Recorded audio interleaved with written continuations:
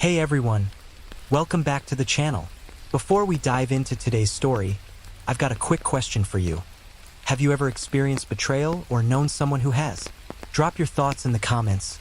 I'd really love to hear your stories. And now, sit back, relax, and enjoy the video. I never thought I'd be the guy telling this kind of story. You know, the type of story you only hear about from your friends or on the internet, and you laugh and think, man, I could never be that blind. But here I am, living proof that betrayal doesn't come crashing down all at once. It drips into your life slowly, like poison in your veins, until you suddenly realize you're dying from it. For years, I thought I had the perfect marriage. My wife wasn't just my partner. She was my so-called soulmate. At least that's what I used to call her. We'd been through everything together.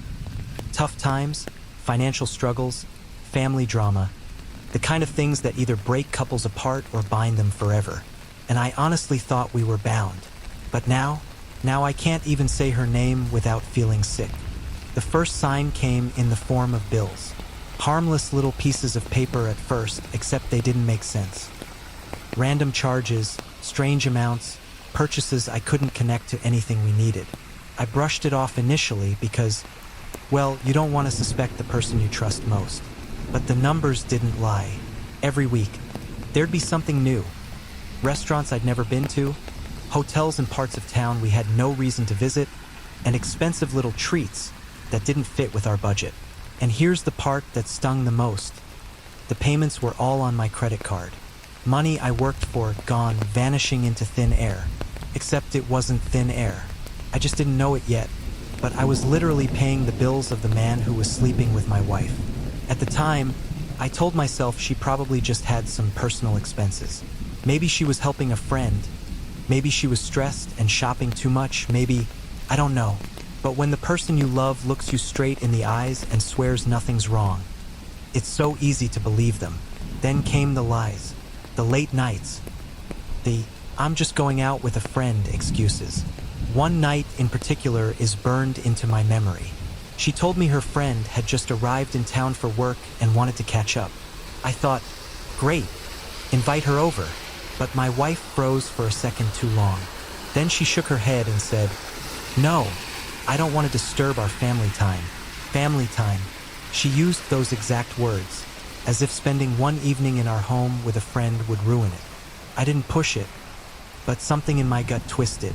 And here's the thing about gut feelings, you can ignore them for only so long. That night, she slipped out of the house while I sat there, staring at my phone, scrolling, pretending everything was fine, pretending that my life wasn't about to crumble. Little did I know, the person I trusted most was lying straight to my face, and I was too blind or maybe too scared to see it. After that night, something inside me broke. I couldn't just sit back anymore. You ever get that gnawing feeling in your stomach? The kind that eats you alive when something doesn't add up? That was me. I wanted to trust her, but at the same time, every instinct screamed that she was hiding something. So I started paying closer attention. I checked the receipts she left in her purse, glanced at her phone when she wasn't around. Not to snoop, I told myself, but to ease my mind. Except the more I looked, the less peace I found. The receipts were from restaurants I'd never heard of, bars we'd never gone to, and the worst part, two-person dinners, not just one. She wasn't eating alone. Then came the phone. She never used to guard it. We both used to just leave our phones on the table, face up, no passwords, no secrets.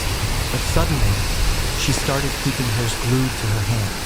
Even in the shower, she'd take it with her. Who takes a phone into the shower? That's when I knew. Whatever she was hiding, it wasn't something small. One evening, while she was cooking dinner, her phone buzzed on the counter. She must have forgotten to keep it on her. I looked down and saw a name I didn't recognize. Just initials, MD, and the message preview? It said, "Can't wait to see you again." My stomach dropped. I swear I couldn't breathe. I didn't open the phone. Couldn't. My hands were literally shaking, and all I could think was, if I open this, my life changes forever. So I just stared at it until she rushed in, grabbed it, and shoved it in her pocket without a word. The way her face drained of color told me everything I needed to know. But I still didn't have proof. And here's the messed up part. I didn't want proof. Because proof meant reality, and reality meant my marriage, my perfect life, was a lie. So I convinced myself I was imagining things. I buried the suspicion. I smiled. I laughed. I pretended everything was fine. But inside I was screaming. The next weekend, she said she was going to spend the night at a friend's place again. The same excuse as before. This time, though, something inside me snapped. I told her, "Why don't you invite her here? We have a guest room." And she froze again. Same look, same hesitation. Then she forced a smile and said, "She doesn't want to intrude." That was it. That was the moment I knew. She wasn't staying with a friend. She was staying with him. So while she packed her little overnight bag, humming like nothing was wrong, I made a decision. I was going to follow her. That night, my heart was pounding so hard I swear she could have heard it. I waited until she left the house, her perfume still lingering in the air, and then I grabbed my keys. I wasn't even thinking clearly, just running on adrenaline and anger. I followed her car at a distance, headlights off when I could. My hands were sweaty on the steering wheel, and I kept telling myself, "Please, let me be wrong. Let me be the crazy husband who overthinks." But deep down, I already knew. She drove across town, not toward her friend's neighborhood, but into an area I barely recognized. Eventually, she pulled into the parking lot of a hotel, a freaking hotel. I parked a few cars away, my chest tight, my vision blurring. I watched her step out, fixing her hair, checking her reflection in the car window. She wasn't nervous. She wasn't guilty. She was excited. And then, like a knife to the chest, I saw him. Some guy in a leather jacket walking up to her. She smiled in a way I hadn't seen in years. Not at me, but at him. They hugged. Not a friendly hug. Not the kind you give someone you haven't seen in a while. No, this was different. Too close, too long, too intimate. Then, hand in hand, they walked into the hotel. I just sat there in my car, frozen. Part of me wanted to storm in, to drag her out, to scream at both of them until the walls shook. But another part of me couldn't move. Felt like my entire body shut down. I was watching my whole life collapse in real time, and all I could do was grip the steering wheel until my knuckles turned white. I must have stayed there for an hour, maybe more. At some point, I even laughed. A bitter, hollow laugh. Because the sick joke of it all? I was paying for this. All those mystery charges. All those unexplained bills. They were dinners, hotels, drinks. She was literally cheating on me with my own money. Eventually, I drove home, but I wasn't the same person anymore. I was broken, but I was also determined. If she thought I'd just keep playing the clueless husband, she was wrong. The next morning, she came back like nothing happened, kissed me on the cheek, poured herself some coffee, and asked me how I slept. I stared at her and wanted to scream. How dare you? But I didn't. I needed a plan. So I started documenting everything. Receipts, bank statements, screenshots, anything I could get my hands on. I turned into my own private investigator, collecting proof piece by piece. Because if this went to divorce, I wasn't about to let her take half of what I'd built while she was out there with him. But no matter how much evidence I gathered, it didn't make it hurt less. Every night, I lay awake replaying that image of her walking into the hotel. Every laugh, every smile, every little lie she fed me echoed in my head. And yet, I still couldn't confront her. Not yet. I needed the right moment, the perfect strike. The days that followed were torture. I was living with a stranger, sleeping next to someone who smiled at me in the morning but ran into another man's arms at night. Every laugh she gave me felt fake. Every kiss, every "I love you" was just poison wrapped in honey. But instead of exploding, I played along. I kept my mask on. I needed to know who this guy was, because it wasn't just about her betrayal, it was about him. Who was this man that thought he could waltz into my life, steal my wife, and use my money to do it? I started digging. Late nights on my laptop, cross-checking phone records, tracking expenses. Eventually, a name surfaced. His name. I won't say it here, but when I found him online, my blood boiled. He wasn't some random stranger. He wasn't even out of her world.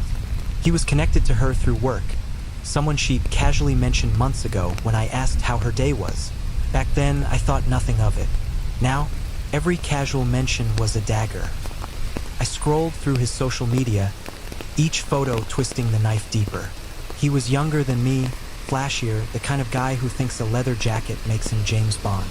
He posted pictures at bars, gyms, cars he clearly couldn't afford. And then it hit me, the dinners, the drinks, the hotels.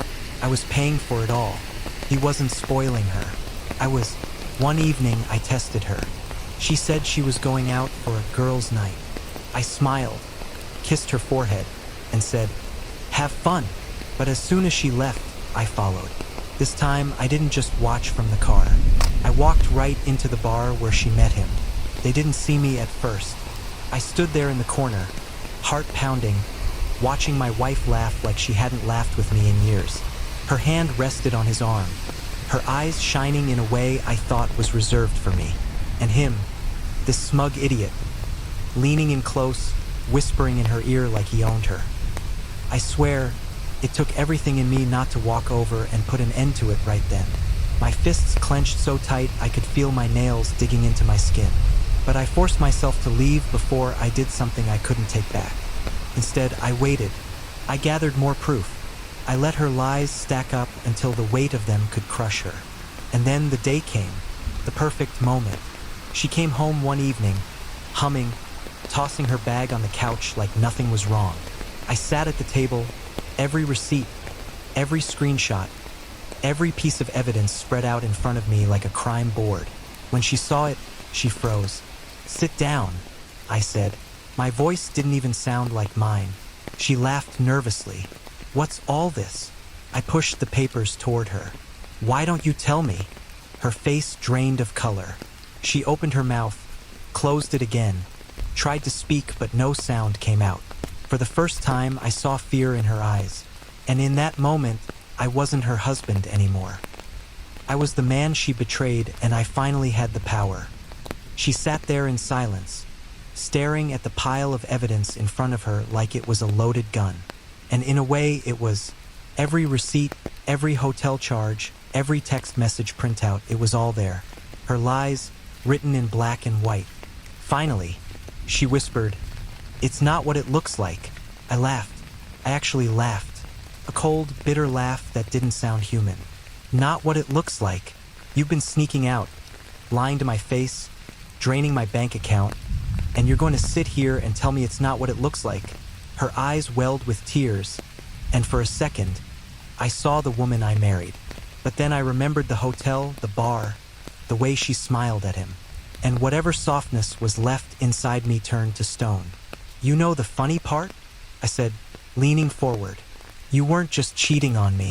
You were doing it with my money. Every hotel bed, every overpriced dinner, every drink. You let me foot the bill. You turned me into your sugar daddy. For another man." She tried to reach for my hand, but I pulled back. I wasn't hers anymore. At that moment, I made a choice. I wasn't going to scream. I wasn't going to cry. I wasn't going to give her the satisfaction of seeing me broken. Instead, I stood up, calm as ice, and said, "We're done." She gasped. "What about alimony? You can't just..." I cut her off. "Oh, don't worry. I've been documenting everything. Every penny, every receipt. The courts will love this. You won't get a dime." The color drained from her face. The fear in her eyes grew sharper. For once, she realized the game was over. I gathered the papers, slid them into a folder, and walked toward the door. She called after me, her voice cracking, "Please, we can fix this." I didn't look back. Not once. Because the truth is, when someone shows you who they really are, you have to believe them. I walked out that night, and I didn't just leave my wife behind. I left behind the man who tolerated lies, the man who ignored his gut, the man who paid for another man's fun. That version of me died the moment I saw her walk into that hotel. Now I'm building myself back up, piece by piece. And if you're listening to this thinking it could never happen to you, let me tell you, It can. Because betrayal doesn't start big. It starts small. A lie here, a late night there, a phone turned face down. And before you know it, the person you trust most has already chosen someone else over you. But I promise you this. I may have lost my wife, but I gained something far more important. I gained the truth. And sometimes the truth is the only thing strong enough to set you free. Thank you so much for watching. If you enjoyed this video, don't forget to hit that like button and subscribe to the channel. It really helps me keep going and bring you more stories like this. Wishing you an amazing day ahead, and I'll see you in the next one.